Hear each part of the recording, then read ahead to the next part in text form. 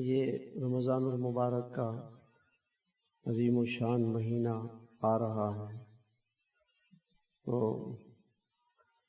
اس مبارک آپ صلی اللہ علیہ وسلم کو انتظار رہتا تھا، اور رجب کے مہینے سے آپ صلی اللہ علیہ وسلم دعا شروع فرماتے تھے۔ ہم سب وہ دعا کر لیں گے، اللہ سے یہ بھی ایک سنت ہے، اللہم بارک لنا فی رجب و شعبان وبلغنا رمضان، کہ اللہ تعالیٰ شعبان اور رجب کے مہینے کو ہمارے لیے برکت والا بنا دے اور ہمیں رمضان المبارک تک پہنچا دے۔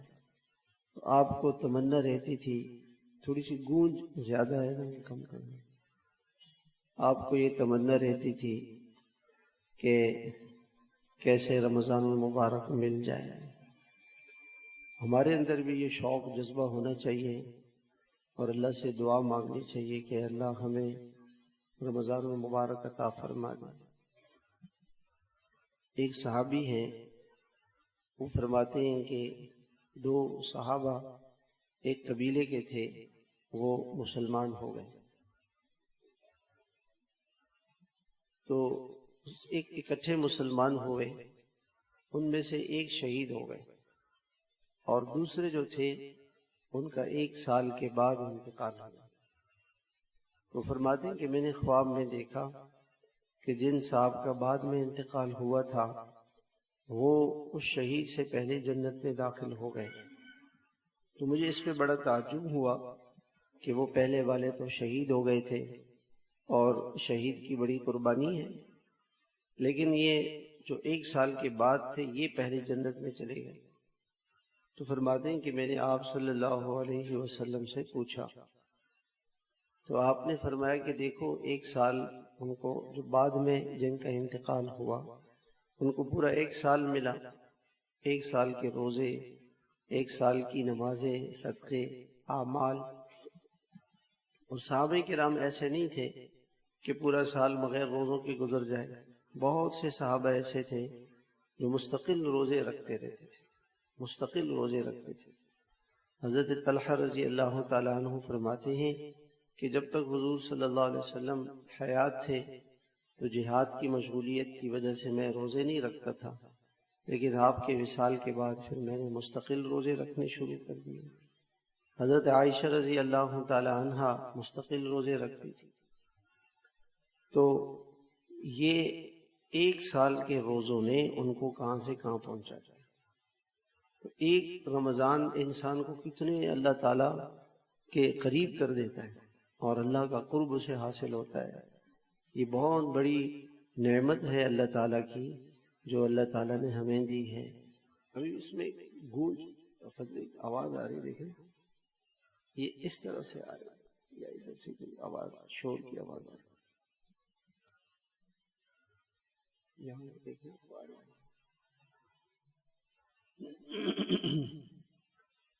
تو رمضان کا انتظار آپ کو رہتا تھا اور آپ یہ اس بات کا انتظار کرتے تھے کہ رمضان آئے اور اس سے آپ فائدہ اٹھائیں۔ ایک حدیث میں آتا ہے کہ آپ علیہ الصلوۃ والسلام نے فرمایا کہ اگر میری امت کو یہ بات پتہ چل جائے کہ رمضان المبارک کیا ہے اور اس میں اللہ کے خزانوں سے کیا ملتا ہے، تو لوگ یہ تمنا کریں کہ پورا سال رمضان ہے۔ اتنی بڑی نعمت ہے اللہ پاک، پورے سال رمضان، پورا سال روزے ہی رہے، بہت بڑی بات۔ آپ علیہ الصلوۃ والسلام نے فرمایا کہ رمضان المبارک کے روزے اور ہر مہینے کے 3 روزے، رمضان المبارک کے روزے رکھ لیے پھر اس کے بعد 3 روزے رکھیے، ایام بیض کہلاتے ہیں، 13، 14، 15، یعنی اسلامی مہینے کے اعتبار سے 13، 14، 15۔ تو یہ روزے جو آدمی رکھے گا اللہ تعالیٰ اس کے قلب کو پاک کر دیں گے، گناہوں سے پاک ہو جائے گا۔ رمضان کی برکت کیا ہے؟ لعلکم تتقون، تاکہ تقوی آ جائے۔ تقوی کیا ہے؟ کہ اللہ سے ڈر کر، اللہ کے خوف سے انسان گناہوں سے بچ جائے، اور تقوی بہت بڑی دولت ہے۔ تو فرمایا کہ رمضان کے روزے اور مہینے کے 3 روزے یہ دل کو پاک کر دیتے ہیں، دل کو نور سے بھر دیتے ہیں، اور دل سے وسوسے اور کھوٹ کو ختم کر دیتے ہیں۔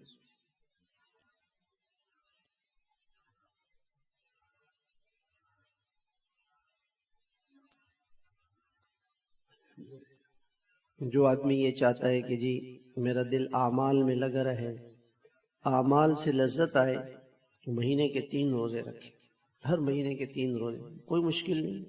27 دن ہم کھاتے پیتے رہے، 3 دن سردیوں کے روزے تو کچھ بھی نہیں۔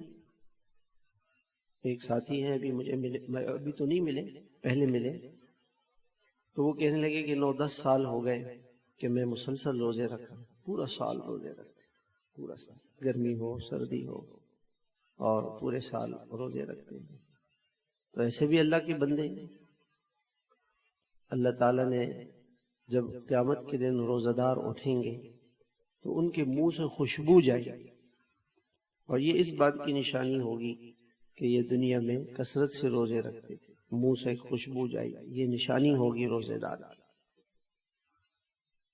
روزہ ایک ایسی چیز ہے، اللہ کے نبی صلی اللہ علیہ وسلم فرماتے ہیں کہ 5 چیزیں ایسی ہیں جو اللہ تعالیٰ نے میری امت کو عطا فرمائی، اور ان میں سے ایک یہ چیز عطا فرمائی کہ لخلوف فم الصائم اطیب عند اللہ من المسک، کہ روزہ دار کے معدے سے جو بدبو آتی ہے بھوک کی وجہ سے، وہ اللہ کے نزدیک مشک سے زیادہ ہے۔ کیا مطلب ہے؟ ایک مطلب تو محدثین نے یہ لکھا ہے کہ قیامت کے دن اس بدبو کا بدلہ بھی خوشبو سے ملے گا۔ قیامت کے دن اس منہ کے بدبو کا بدلہ بھی خوشبو سے ملے گا۔ اللہ کتنے قدردان ہے، بدبو کو خوشبو بنا کے دے دے۔ اللہ اکبر، کیا اللہ کی قدردانی ہے، اللہ اکبر۔ وَكَانَ اللَّهُ شَاكِرًا عَلِيمًا، اللہ تعالیٰ نے جنت بیان کی اور فرمایا کہ اللہ بڑے قدردان ہے۔ چھوٹی سی نیکی کرو، ایک ذرے کے برابر بھی، اللہ تعالیٰ اس کی بھی قدر کرتے ہیں۔ حدیث میں آتا ہے کہ ایک شخص جا رہا تھا، راستے میں ایک ٹہنی تھی، اس نے راستے کو بند کیا ہوا تھا، اس نے وہ راستے سے ہٹا دیا، اللہ نے اس کی مغفرت کر دی، اللہ نے اس کو جنت دے دی۔ اللہ بہت قدردان، اپنے بندوں پہ بڑے مہربان۔ تو بدبو کا بدلہ خوشبو سے ملے گا۔ اور دوسرا مطلب محدثین نے یہ لکھا ہے کہ قیامت کے دن جب روزے دار اٹھے گا تو اس کے منہ سے خوشبو آئی۔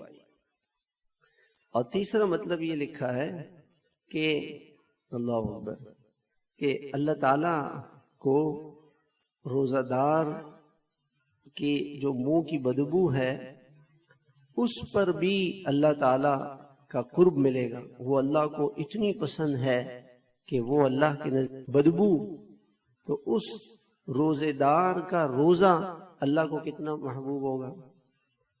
جب اس کے بدبو کی اللہ کی قیمت ہے تو روزے کی کیا قیمت ہوگی۔ روزہ رکھ کر نماز پڑھنا، روزہ رکھ کے تلاوت کرنا، روزہ رکھ کے ذکر کرنا، روزہ رکھ کے صدقہ دینا، روزہ رکھ کے لوگوں کو سحری افطاری کروانا، روزے میں صدقہ فطر دے دینا، تراویح پڑھنا، راتوں کو سجدے کرنا، تہجد پڑھنا، اس کی اللہ کے یہاں کیا قیمت ہو۔ جب اس بدبو سے اللہ محبت کرتے ہیں، اللہ تعالیٰ کو وہ بدبو پسند ہے، تو روزے دار روزہ کتنا پسند ہوگا، اور یہ روزے دار اللہ کو کتنا پسند ہوگا۔ تو اللہ کا قرب انسان کو مل جائے، اس سے بڑھ کے اور کیا بات ہے۔ ساری دنیا کا بادشاہ بن جائے مگر اللہ کی نظروں میں وہ انسان نہ آئے، اس کی کوئی حیثیت۔ ساری دنیا کا بادشاہ بن جائے، اس سے اللہ تعالیٰ کے یہاں کوئی مرتبہ انسان کو نہیں ملے۔ روزہ رکھنے سے اللہ کے یہاں اس کو مرتبہ ملے گا کہ وہ اللہ کا، اس کی بدبو بھی اللہ کو محبوب ہے، تو روزہ کتنا محبوب ہوگا۔ بھوک جو اس کی لگے گی، پیاس لگے گی، وہ روزہ رکھا، اس کا اجر و ثواب الگ ہے، روزے میں بھوک لگی اس کا ثواب الگ، روزے میں پیاس لگی اس کا ثواب الگ، روزہ رکھ کر نیند نہیں آئی، تھکاوٹ ہوئی، اس کا ثواب الگ۔ دعائیں قبول، روزے دار، حدیث میں آتا ہے کہ 3 لوگ ایسے ہیں کہ ان کی دعا رد نہیں ہوتی ہے۔ الصائم حتی تفطر، افطار تک اس کی دعائیں قبول، جو دعا مانگے، جیسے بلینک چیک کسی کو دے دیں، جو چاہے وہ اس پہ لکھ دو بھائی۔ روزے دار جب بھی ہاتھ اٹھائے گا، ہاتھ اٹھائے بغیر زبان سے کہے گا کہ اللہ مجھے یہ دے دے، یہ دے دے، یہ دے دے، اللہ اس کو دیتے رہے گا۔ حدیث پاک کے اندر آتا ہے کہ بعض لوگ یہ کہتے ہیں کہ اچھا روزے دار کی دعا قبول ہوتی ہے، اللہ تعالی عرش کے اٹھانے والے فرشتوں سے کہہ دیتے ہیں کہ روزہ دار کی دعاؤں پر آمین کہو، اپنی عبادتیں چھوڑ دو اور روزہ دار کی دعاؤں پر آمین کہو۔ کتنی بڑی بات، اور اس کی دعا قبول ہوتی ہے، اللہ تعالیٰ روزے دار کی دعاؤں کو قبول فرماتا ہے۔ دعا کی قبولیت کا مطلب کیا ہے؟ یہ مطلب نہیں ہے کہ جو چیز انسان مانگے وہ ہر حال میں ملے، نہیں۔ دیکھیں دعا کا پہلا درجہ کیا ہے کہ انسان نے جو مانگا اللہ تعالیٰ نے اسے وہ دے دیا، یہ پہلا انعام۔ دوسرا انعام کیا ہے کہ کبھی دعا پر اللہ تعالیٰ اس سے کوئی بڑی بلا مصیبت ہٹا دیتے۔ وہ مانگ رہا تھا 1000 روپے اور مصیبت آ رہی تھی 1,00,000 روپے کی، اللہ نے 1000 روپے تو نہیں دیے، وہ 1,00,000 روپے کی مصیبت ہٹا دی۔ کتنی بڑی بات ہے۔ اور کبھی کبھی اللہ تعالیٰ جو وہ مانگ رہا ہوتا ہے، اللہ تعالیٰ اس سے اس کو اور بڑھیا کوئی چیز عطا فرماتا ہے۔ وہ مانگ رہا تھا 1000، اللہ اس کو 1,00,000 دے دیتے۔ اور اس سے بڑھ کر دعا کی قبولیت کا سب سے بڑا درجہ کیا ہے کہ اللہ تعالیٰ اس کو دنیا میں اس دعا پر کچھ نہیں دیں گے۔ جب قیامت کا دن ہوگا اور یہ شخص اللہ کے دربار میں حاضر ہوگا تو اللہ تعالیٰ اس کو بلائیں گے اور فرمائیں گے کہ میرے بندے بتا، تو نے فلاں موقع پہ دعا مانگی تھی؟ جی اللہ مانگی تھی۔ میں نے اس کا کوئی بدلہ دیا تھا؟ نہیں دیا تھا اللہ آپ نے۔ اللہ تعالیٰ فرمائیں گے جاؤ جنت کا یہ محل لے لو، جنت کی یہ نعمت لے لو۔ وہ اتنا خوش ہوگا، اتنا خوش ہوگا، اور وہ کہے گا کہ کاش میری دنیا میں کوئی دعا قبول ہی نہیں ہوتی۔ شیطان مایوس کر دیتا ہے، جی ہم تو دعا مانگ رہے ہیں، ہماری تو دعا قبول نہیں ہوتی ہے۔ نہیں، ایسا نہیں، یہ کبھی نہیں کہنا چاہیے۔ حدیث میں آتا ہے اللہ تعالیٰ کسی آدمی کی دعا قبول فرماتے جب وہ یہ کہنا شروع کر دے کہ میری دعا تو قبول نہیں ہو رہی ہے، اللہ ہماری نہیں سنتے، یہ اللہ پر بدگمانی ہے۔ اللہ پر کیوں بدگمانی کرتے؟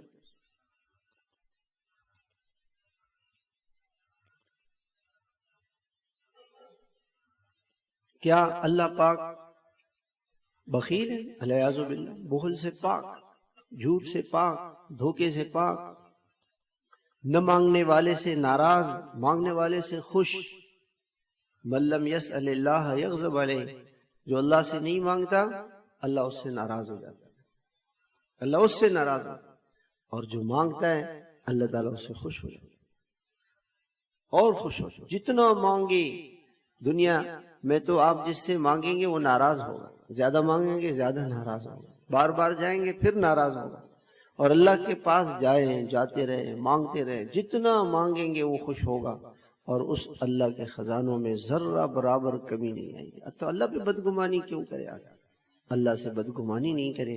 ہاں دعا کی قبولیت کے لیے کچھ رکاوٹیں ہیں۔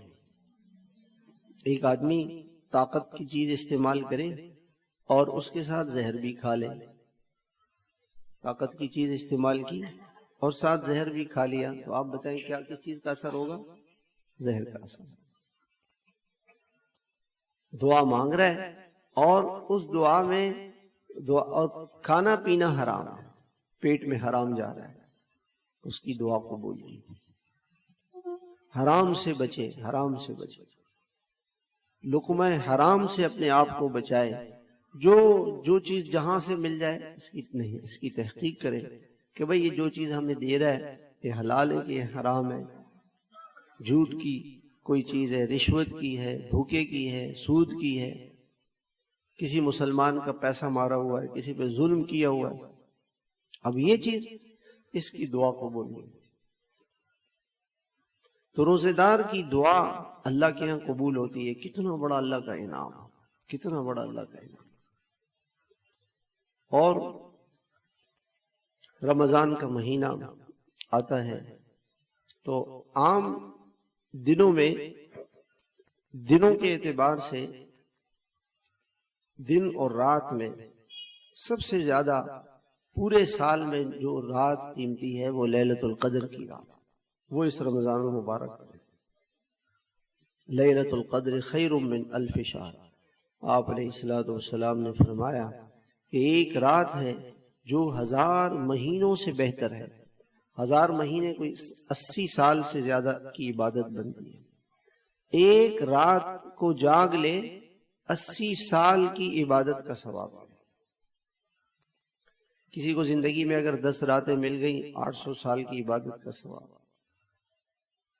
لوگوں نے بڑی قدر کی ہے اس رمضان کی. ہمارا تو رمضان ایسے ہی گزر جاتا ہے، اللہ معاف فرمائے. لوگوں نے تو بڑی قدر کی.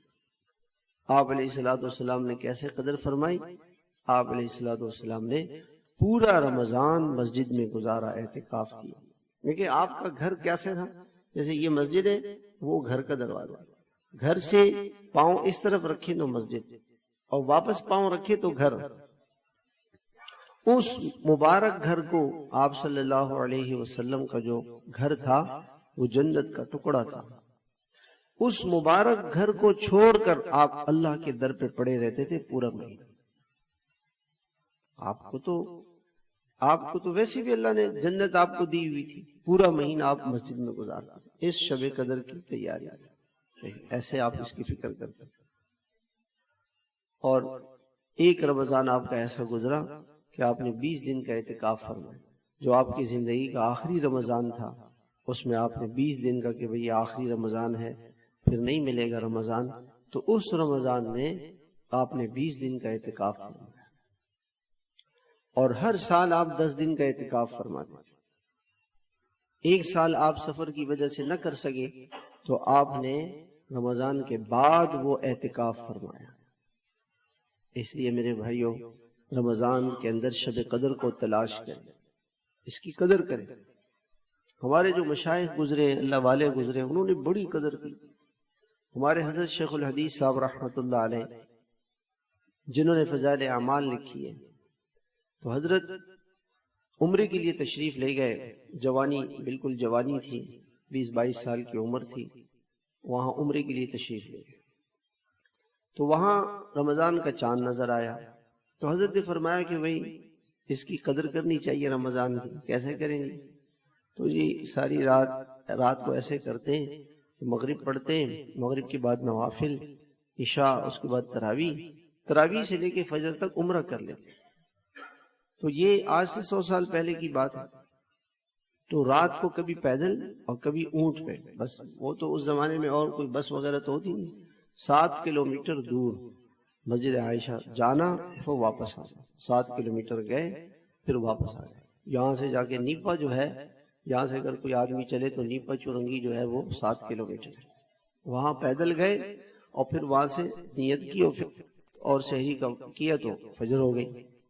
تو پہلی رات ایسے گزاری کہ چلو جی یہ رات اللہ کی عبادت میں گزارنی چاہیے. عمرہ بھی کر لیا، مغرب بھی پڑھ لی، عشاء بھی پڑھ لی، تہجد بھی پڑھ لی اور عمرہ بھی مل گیا. جب اگلی رات آئی تو یہ سوچا کہ بھائی ایک رات تو ایسے گزری ہے، دوسری رات بھی پھر ایسے کر لیں. بھائی ایک نیکی شروع کی ہے اس کو چھوڑنا نہیں چاہیے. دیکھیں اللہ والوں کی نشانی کیا ہے کہ وہ عمل نہیں چھوڑتے. ہم تو کبھی تکبیر اولیٰ سے نماز پڑھ لیتے ہیں، کبھی نہیں پڑھتے.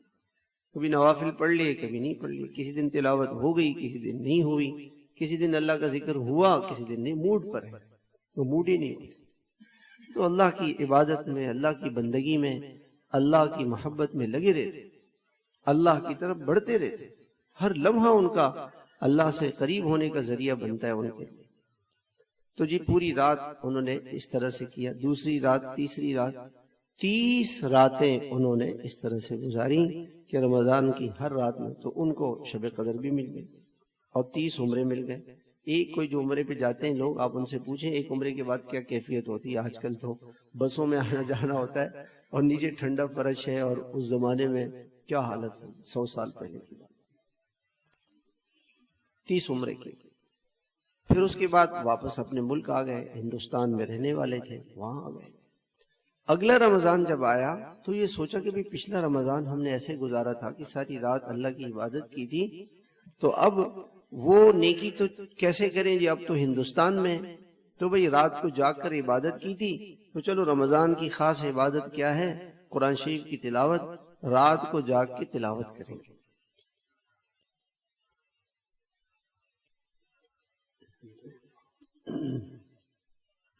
مغرب کی نماز پڑھی، پھر کچھ تلاوت کر لی، تراویح پڑھی، پھر تراویح میں قرآن پڑھا، پھر اس کے بعد سحری تک قرآن پڑھتے رہے. ایک قرآن مجید جو ہے وہ روزانہ ختم کرنا شروع کر دیا، اور سارا رمضان ایک لمحے کے لیے نہیں سوئے. رات کو 30 قرآن مجید پڑھ لی. پھر اگلا رمضان، پھر اگلا رمضان، 50 رمضان، 20-22 سال کی عمر میں شروع کیا، اور 72 سال کی عمر تک، 72 سال کی عمر میں آدمی کا، 50 سال میں آدمی بوڑھا ہو جاتا ہے، 70-72 سال تک 50 برس تقریباً ایسے گزارے کہ رات کو سوئے، ساری رات قرآن پڑھ رہے ہیں، دن میں قرآن پڑھ رہے ہیں، ایک قرآن مجید روزانہ ختم کر رہے ہیں، 30 قرآن مجید ختم کر رہے ہیں. آپ نے دکانداروں کو نہیں دیکھا ساری رات دکانیں کھلی رہتی ہے رمضان میں، ٹرک ساری رات چلتے رہتے، کھیل تماشوں میں لوگ کمپیوٹر پر بیٹھے ہوئے ہیں، گناہوں میں مزہ آ رہا ہے اور ان کو نیکیوں میں مزہ آتا ہے. اللہ ہمیں نیکیوں کا مزہ دے دے. اللہ سے دعا مانگنی چاہیے، اے اللہ ہمیں اپنی عبادت کا مزہ دے دے، سجدوں کا مزہ دے دے، تلاوت کا مزہ دے دے. ایسے لوگ آج ہم یہ چاہتے ہیں کہ جی ہمارے گھروں میں ہر ماں کی خواہش ہے کہ جی ہمارے گھر میں بچے اچھے ہو جائیں، نیک ہو جائیں، لیکن ہم یہ چاہتے ہیں بچے تو نیک ہوں، ہم جو چاہیں کریں. ایسا نہیں، پہلے خود نیک ہونا پڑے گا، ماں کو نیک ہونا پڑے گا. حضرت مولانا الیاس رحمت اللہ علیہ کی والدہ، ان کی شادی ہوئی تو شادی سے پہلے انہوں نے قرآن شریف یاد نہیں کیا، کاندلے میں آ گئی. مولانا اسماعیل صاحب رحمت اللہ علیہ کاندلہ کے تھے، اور اس زمانے کے اندر کاندلہ کا جو تھا گاؤں ایسا تھا کہ پورے گاؤں میں سب حافظ تھے، یعنی مسجد میں جو نماز پڑھنے کے لیے آتے تھے وہ سب حافظ قرآن ہوتے تھے. ایک آدمی کہیں سے وہاں گلیوں میں پھر رہا تھا، مانگنے کے لیے آیا، سوال کرنے کے لیے آیا. ان لوگوں نے کہا کہ بھی سوال کیوں کرتے ہو، مسجد میں رہو، مسجد کی خدمت کرو، صفائی کرو، کھانا ہم آپ کو دے دیا کریں گے. اس نے کہا ٹھیک ہے.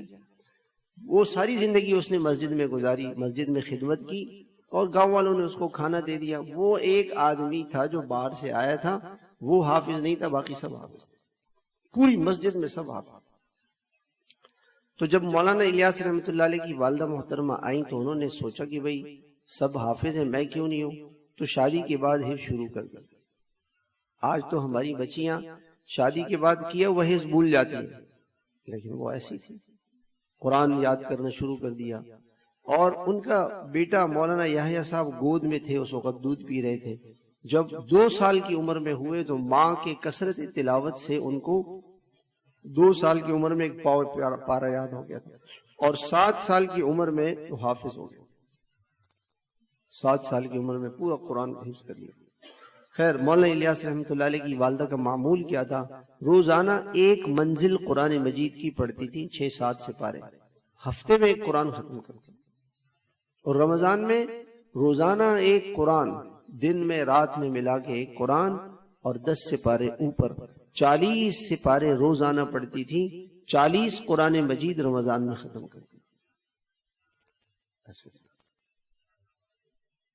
40 قرآن. اور ان کا روزانہ کا ذکر کیا تھا؟ 5000 مرتبہ درود شریف، 5000 مرتبہ اسم ذات اللہ اللہ اللہ، 5000، 16700 ان کا روزانہ کا ذکر. اتنا ذکر روزانہ کرتے. تو بیٹا کیا بنا؟ مولانا الیاس صاحب. پوتا کیا بنا؟ حضرت شیخ الحدیث صاحب. بیٹا کیا بنا؟ مولانا یحییٰ صاحب. ہم دیکھیں بھی آج تو ہمارے کتنے دن ایسے گھر میں تلاوت ہی نہیں ہوتی ہے. مجھے ایک بزرگ ملے، وہ بڑی عمر کے ہیں، مجھے فرمانے لگے کہ میں مولانا احمد علی لاہوری رحمت اللہ علیہ جو ہمارے دادا پیر ہیں، ان کے گھر پہ گیا تھا، بچپن میں چھوٹا سا تھا، اپنی والدہ کے ساتھ. ان کے والد صاحب حضرت کے خادم تھے. فرمایا کہ مولانا کی گھر والی صبح فجر پڑھ کے قرآن کی تلاوت شروع کرتی، ایک منزل 6-7 سپارے پڑھ کے پھر ناشتے کا کام شروع کرتی. اگر آج مائیں تہجد پڑھ لیں، فجر پڑھ لیں اور فجر کے بعد تلاوت کریں گھر میں، کیسا وہ گھر برکتوں والا ہو. تو اس وقت ہوگا جب رات کو جلدی سوئیں گے، رات کو 2 بجے سوئیں تو دن میں کیا، صبح فجر میں کیا اٹھیں گے. ایسے لوگ تھے جنہوں نے اپنی زندگی کو قیمتی بنایا، اپنی آخرت کمائی. حضرت شیخ الہند رحمت اللہ علیہ ساری رات جو ہے قرآن کی تلاوت حافظوں سے سنتے رہتے. خود حافظ نہیں تھے، حافظ مقرر کیے ہوئے تھے. ایک حافظ وہ تھک جاتا، پھر دوسرے تیسرے، اور ساری رات کھڑے ہونے سے پاؤں پہ ورم آ جاتا. تو گھر والے کہتے تھے کہ حضرت آپ کیوں اتنا اپنے آپ کو تھکاتے ہیں. حضرت حضور صلی اللہ علیہ وسلم کی یہ سنت بھی زندہ ہو گئی کہ آپ علیہ السلام رات کو اتنی دیر تک کھڑی رہتے تھے کہ آپ کی پنڈلی مبارک، پاؤں مبارک پہ ورم آ جاتا. آپ کے قدم مبارک، جب آدمی زیادہ کھڑا ہو تو پاؤں پھول جاتے، تو قدم مبارک پھول جاتے تھے اور سردیوں میں پھٹ جاتے تھے، پنڈلی مبارک پھول جاتی تھی ساری رات کھڑا ہونے کی وجہ سے. تو میرے محترم بھائیوں، یہ رمضان المبارک کا مہینہ یوں ہی گزارنے کا نہیں ہے. اللہ کی کیسی رحمت ہے. اللہ کے نبی علیہ الصلوۃ والسلام فرماتے ہیں کہ جو ایک نفلی عمل کرے گا اس کو فرض کے برابر ثواب ملے گا. ساری زندگی فرض نفل پڑھتا رہے، ساری زندگی نفل پڑھتا رہے، ایک فرض کے برابر نہیں ہو سکتا. اور رمضان میں 2 رکعت پڑھ لیں 2 فرض کے برابر، 4 رکعتیں پڑھ لیں 4 فرض کے برابر، اور ایک فرض 70 گنا. دنیا میں کوئی ایسا بزنس ہے کہ 1000 کے 70 مل جائیں، 70,000 مل جائیں؟ کوئی ایسا ہے نہیں. 1 لاکھ انویسٹمنٹ کریں 70 لاکھ ملیں، ایسا میں تو سمجھتا ہوں کہ ایسا کوئی نہیں ہے، ایسا کوئی نہیں ہو. اور اللہ کیسے اپنے خزانوں سے دینے والے. لیکن شیطان نے کیا کیا کہ جی پہلے تو ایسا ہوتا تھا صرف عید کی رات پہ دکانیں کھلی رہتی تھی، باقی سارا رمضان میں لوگ عبادت کرتے تھے. اب شیطان نے کہا شارٹ پیکیج نکالا. شارٹ پیکیج کیا ہے کہ بھئی 3 دن کی تراویح، 7 دن کی تراویح، بہت زیادہ تیر مارا تو 10 دن کی تراویح، اور 20 کے 20 دن دکان کھلے ہوئے، بازار کھلے ہوئے، ساری رات نہ دن کو روزہ نہ رات کو تراویح، اور ساری رات بازاروں میں. شیطان بھی تو محنت کرتا ہے. جب اللہ کے نبی نے، اللہ نے پیکیجز دے دیے کہ ایک 70 کے برابر، نفل فرض کے برابر، تو شیطان نے بھی کہا کہ پھر میں بھی اپنا کام کروں گا. اس نے مارکیٹیں بنا دی، دکان بنا دی، اور جناب بازار بھرے پڑے. عید کی تیاریاں چل رہی ہیں، نہ رمضان کے روزے اور نہ تراویح، اور عید کی تیاری پوری رمضان. کیسے میرے بھائیوں اندھیر نگری چوپٹ راجا، آنکھوں پہ پردہ آ گیا ہے. شیطان کیسا ہمارا دشمن ہے اور کتنا بڑا ہمارا نقصان کر رہا ہے. اللہ 1 کے 70 دینے والے ہیں. ہم کیا کر لیں گے؟ 10 لاکھ کا سرمایہ ہوگا تو وہ زیادہ زیادہ 20 لاکھ کا ہو جائے گا رمضان میں. چلو، لیکن ایسا تو نہیں کہ 10 لاکھ جو ہے نا وہ کروڑوں گنا بن جائے. اللہ کتنا دینے والا. ایک تراویح کا سجدہ، اس پہ 2500 نیکیاں اللہ تعالیٰ عطا فرماتے. کتنی نیکی عطا فرماتے ہیں؟ 2500 نیکیاں. اور حضرت مولانا تقی عثمانی صاحب نے لکھا ہے، حدیث میں آتا ہے سب سے زیادہ انسان کو اللہ کا قرب سجدے میں ملتا ہے. سجدے لمبے کریں، جب سجدے میں سر رکھے نا اس وقت محسوس کریں. حدیث میں آتا ہے نمازی کا سجدہ ایسا ہے کہ وہ اللہ کے قدموں میں سجدہ کر رہا ہے. اللہ کے قدموں میں سجدہ کر رہا ہے، اللہ اسے خوش ہو. سب سے زیادہ انسان اللہ کے قریب ہو جاتا ہے. لمبے سجدے کریں اور اس میں اللہ کے قرب کا مزہ محسوس کریں. تراویح میں کتنے سجدے ہوتے ہیں؟ 40 سجدے ہوتے ہیں. 40 مرتبہ انسان کو اللہ کا قرب مل جاتا ہے. کتنی مرتبہ اللہ کا قرب ملتا ہے؟ 40 مرتبہ اللہ کا قرب ملتا ہے. اور شیطان نے ان تراویح سے محروم کر دیا. رات کا کھانا اتنا کھائیں گے، افطاری اتنی کریں گے کہ اس کی وجہ سے تراویح پڑھنی مشکل. کہ امام صاحب جو ہے وہ تیز تیز تراویح پڑھائے، جلدی جلدی پڑھائے، اور اگر 5-10 منٹ زیادہ ہو جائے تو کہتے ہیں آپ نے جی ہمارا وقت زیادہ لے لیا. دیکھیں گے ایسے امام صاحب کے پیچھے تراویح پڑھیں گے، بس جو یعلمون تعلمون سمجھ میں آئے، اور نہ رکوع نہ سجدہ، اور بس آدھے گھنٹے میں تراویح ختم. اللہ کی عطا کو دیکھیں اور ہماری ناقدری کو دیکھیں، پھر ہم کہتے ہیں جی حالات خراب ہیں. تو حالات تو خراب ہوں گے جب ہم گناہوں میں لگیں گے. ہم رمضان اللہ نے اپنے رحمت کے دروازے کھول دیے، جنت کے دروازے کھل جاتے ہیں، اور پورے سال جنت کو سجایا جاتا ہے. رمضان المبارک کے لیے سجایا جاتا ہے.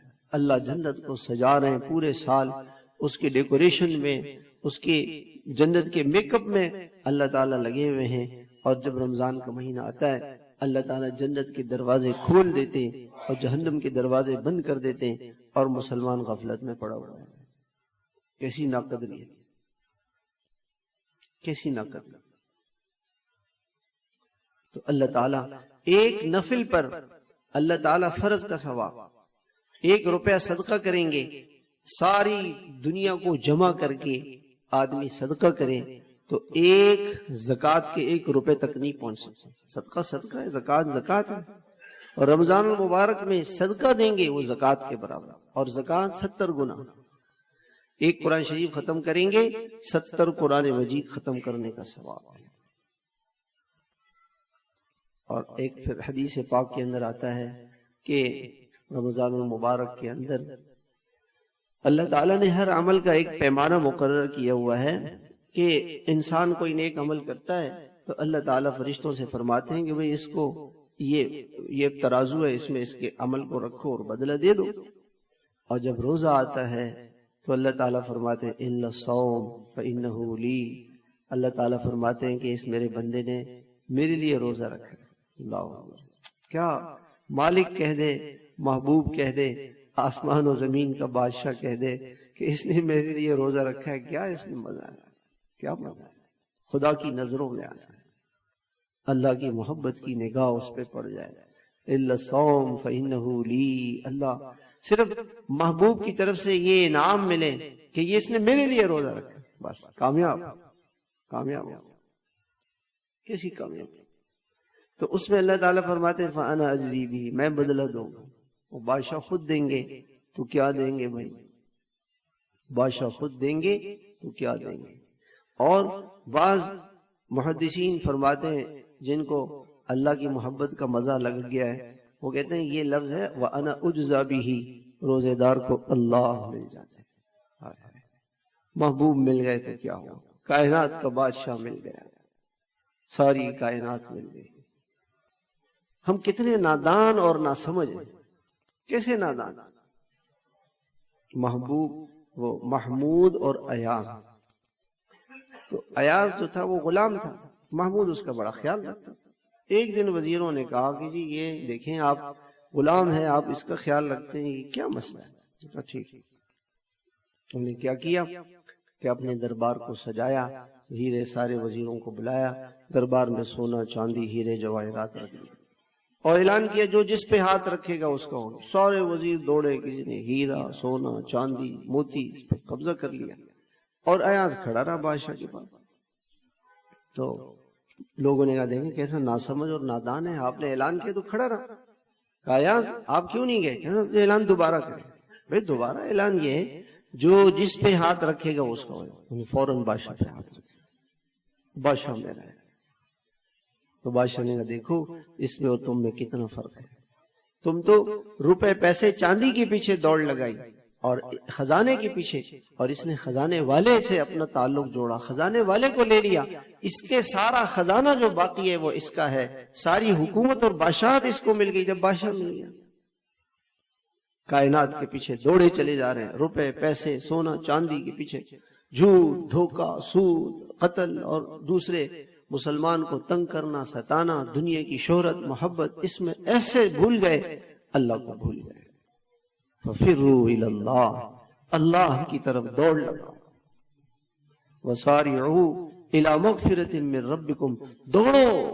دنیا کا ذکر آیا فَامْشُوا فِي مَنَاكِبِهَا وَكُلُوا مِن رِزْقِهِ وَإِلَيْهِ النُّشُورُ. چلو پھرو، تھوڑی بہت کوشش کرو. اجملوا فی الطلب وتوکلوا علیہ. دنیا کی طلب میں تھوڑا سا لگ جاؤ اور اللہ پہ بھروسہ کرو.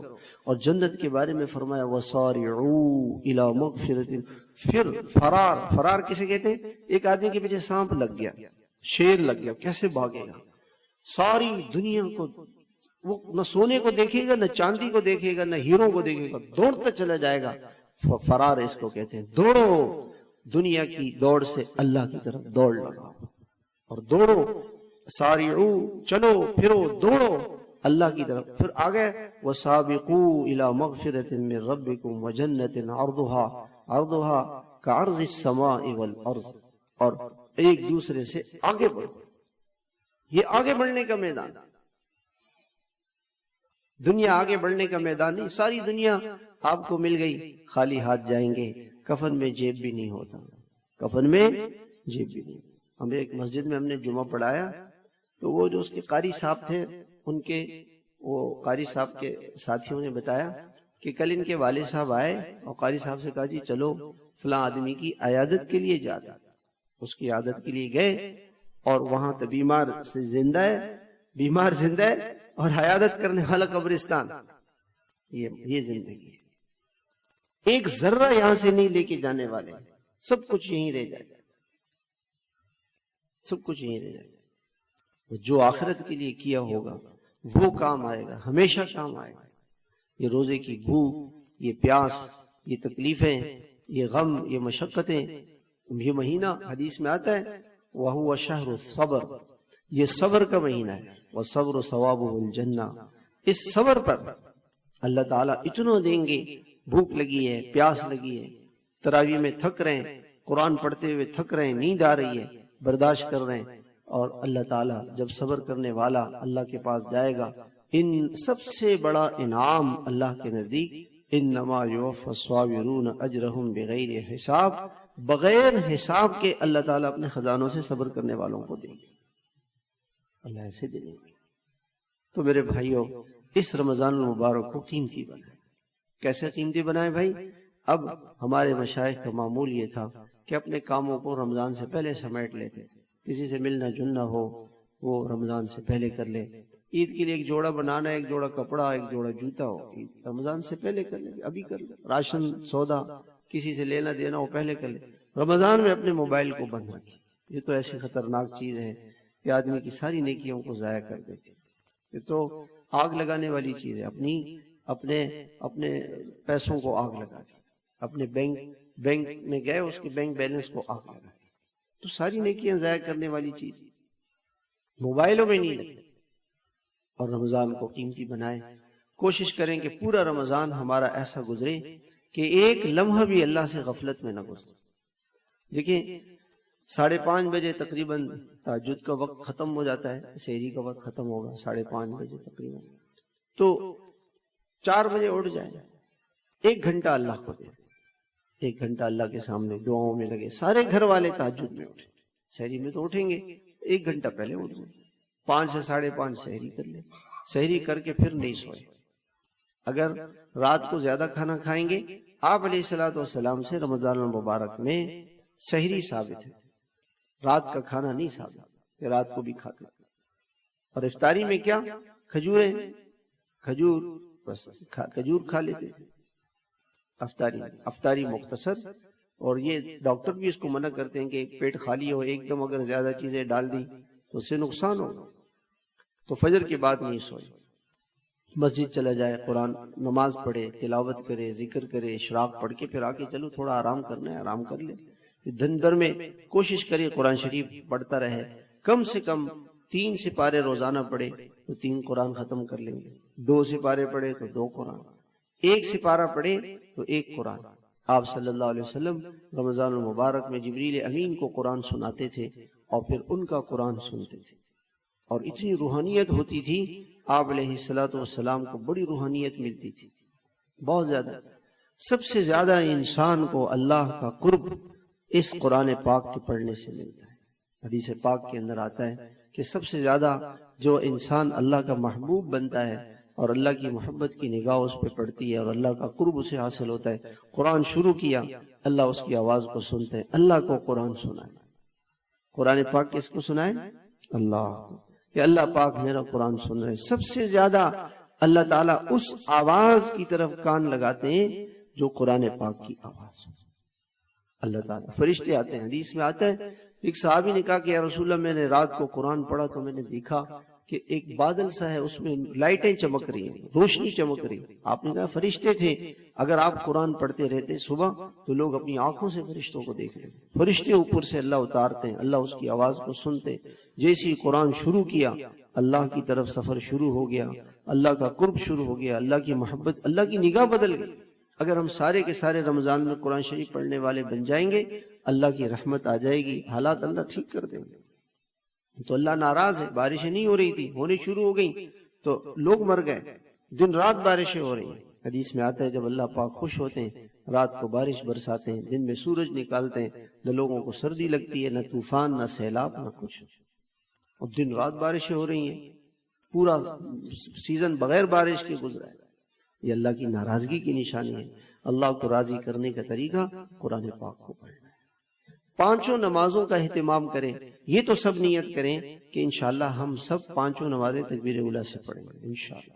اور ساری خواتین آذان ہو سارے کام چھوڑ دیں، پہلے نماز پڑھیں اور مسجد میں اپنا وقت گزاریں.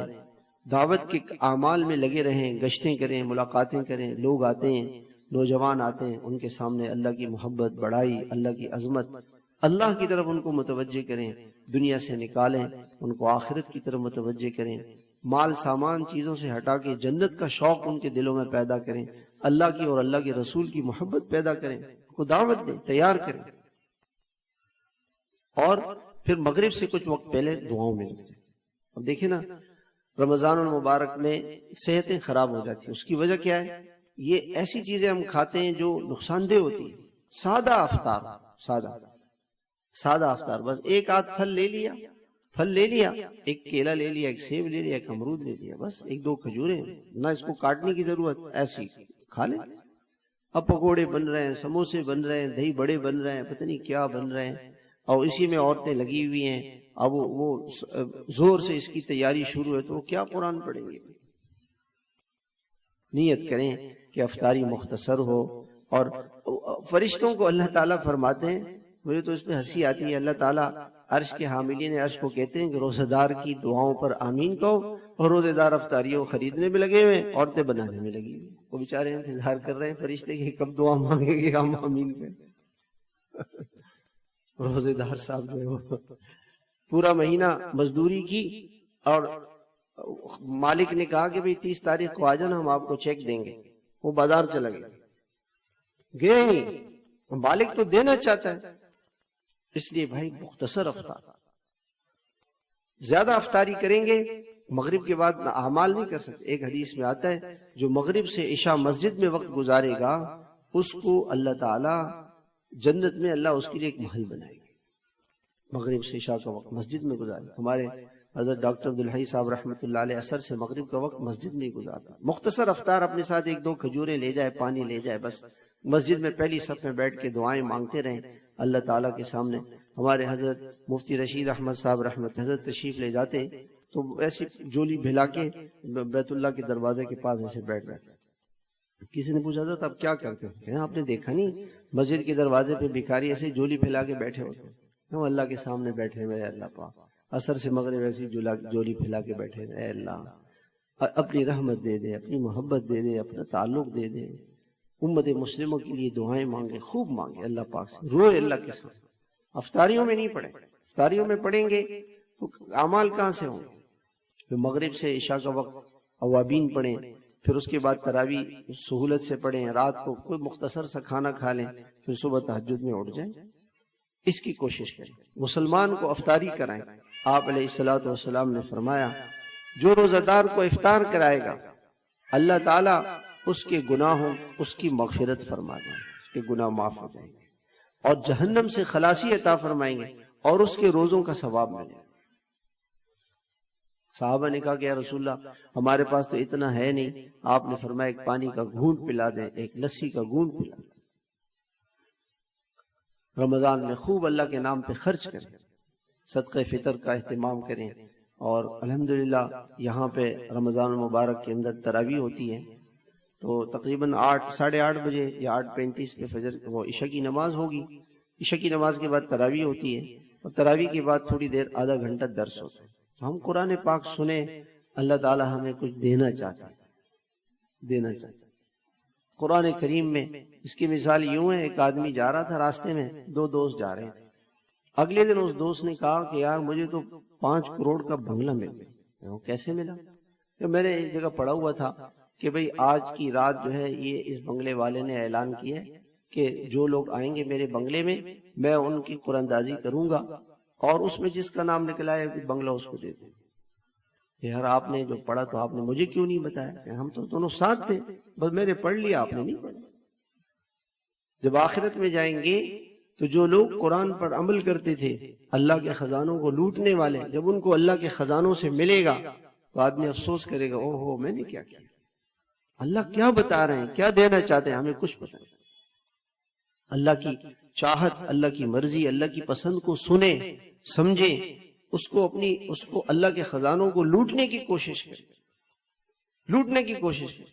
اب میں وہاں ہماری تشکیل ہوئی منڈی بہودین، وہ میں نے دیکھا کہ بہت سے نوجوان موٹر سائیکلوں پہ جا رہے ہیں اور ان کے ساتھ ایسے وہ چیزیں ہیں۔ میں نے کہا یہ کیا ہے؟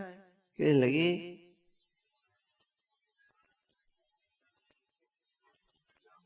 لگے کہ یہ شادی میں ابھی شادی ہو رہی ہے، وہاں وہ پیسے پھینکیں گے، تو انہوں نے بڑے بڑے وہ ایسی چیزیں بنائی ہوئی تھی، اس میں لوٹیں گے، پیسے لوٹیں گے، شادیاں ہو رہی ہیں، لوگ اس میں پیسے لوٹائیں گے، لوٹیں گے۔ اللہ اپنے جنت کے خزانے لوٹا رہے ہیں، ہمیں پتہ نہیں کیا ہو رہا ہے۔ تو قرآن کریم کو سمجھیں، اور خواتین بھی اس درس میں آ سکتی ہیں۔ پھر آخری عشرے میں الحمدللہ یہاں اعمال ہوتے ہیں، اور اپنے جو حضرات شروع میں کہیں اور قرآن پڑھ لیں لیکن پھر آخری عشرے کو یہاں گزاریں۔ دیکھیں رمضان جو ہے نا، اس کا کوئی لمحہ ضائع نہیں کرے، جن کو اللہ تعالیٰ توفیق دے وہ ضرور یہاں آئیں۔ عصر سے اشراق تک رات کو آ جایا کریں، پورے رمضان ہم یہی ہوتے ہیں، اس وجہ سے رمضان سے پہلے ہم وقت لگا لیتے ہیں تاکہ رمضان ہمارا یہاں گزرے۔ تو عصر سے لے کے اشراق تک معمولات ہوتے ہیں روزانہ، کسی دن بھی آپ آ جائیں، اور آخری عشرہ پورا یہاں گزاریں۔ راتوں کو الحمدللہ رات کو تراویح ہوتی ہے، تراویح کے بعد درس، پھر 12 بجے سے لے کے 2 بجے تک الحمدللہ بیان، ذکر، دعا، اور پھر اس کے بعد ساتھی یہیں رہیں۔ تو اپنے اوقات کو قیمتی بنائیں، ایک لمحہ بھی رمضان کا ضائع نہیں۔ جیسے میں نے آپ کو واقعہ سنایا کہ حضرت شیخ الحدیث صاحب رحمۃ اللہ علیہ 50 سال تک رات کو جاگے۔ پہلا رمضان تو اس طرح سے جاگے کہ 30 عمرے کیے، اور باقی جو 50 سال کے اور جو 49 سال کے رمضان تھے، ساری رات جاگ کر قرآن شریف پڑھتے تھے۔ تو یہ گھر میں نہیں ہو سکتا، گھر میں نہیں ہو سکتا۔ آدمی ماحول میں آئے گا تو ماحول میں آنے سے اس کو فائدہ ہوگا، یہاں بیٹھ کے ایک آنسو بہا لے گا، گناہ معاف ہو جائیں گے، کوئی ذکر کر رہا ہے، کوئی تلاوت کر رہا ہے، کوئی نفلیں پڑھ رہا ہے، تو وقت قیمتی بن جائے گا۔ اللہ تعالیٰ بھی ہمیں رمضان المبارک کی قدردانی کی توفیق عطا فرمائے۔ بس کتنے دیکھیں، ہر رمضان کو بھائی زندگی کا آخری رمضان سمجھیں۔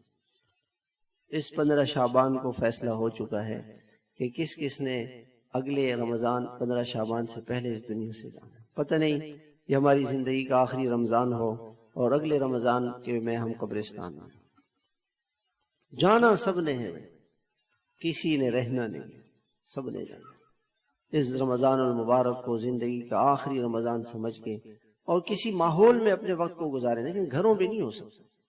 گھر والوں سے کہہ دیں کہ بھائی رمضان تو ہمارا اللہ کے ساتھ گزرے، ہم تو بھائی ماحول پہ گزاریں، پورا سال ایسے ہی ہم نے اپنے وقت کو ضائع کیا، پھر رمضان بھی ضائع کر دیں۔ ایسا نہ کریں، ایسا نہ کریں، اپنے وقت کو قیمتی بنائیں۔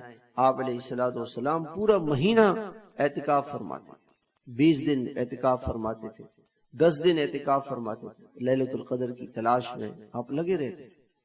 اس لیے بھائی ان راتوں کو قیمتی بنائیں اور اپنے آپ کو اس ماحول میں لے کر آئیں۔ اللہ کا شکر ہے، اللہ نے ایک فضا دے دی ہے، اللہ نے ایک ماحول دیے۔ کتنے دنیا کے ایسے ملک ہیں، لوگ ترستے ہیں کہ ہمیں کوئی ماحول مل جائے جہاں ہم جا کر کے اللہ کو یاد کریں۔ تو گھروں پہ نہیں ہو سکتا، ماحول میں ہو تو خود بھی آئیں اور خواتین بھی۔ جیسے تراویح کے بعد درس ہوتا ہے، تقریباً 9:45 بجے تک ہماری تراویح ختم ہو جائے گی، تو 8:30 بجے سے 9:15 گھنٹے میں، اور 9:10 سے 10:15 10:30 بجے تک وہ بیان ہوگا اس میں، اور آخری عشرے میں یہ بیان بھی ہوگا 9:15 سے 10:30 بجے، اور پھر 12 بجے سے لے کے 2 بجے۔ تو اللہ تعالیٰ بھی ہمیں قدردانی کی توفیق عطا فرمائے اور اس نعمت کی ہم قدر کر لیں۔ اللہ پاک ہمیں عمل کی توفیق عطا فرمائے۔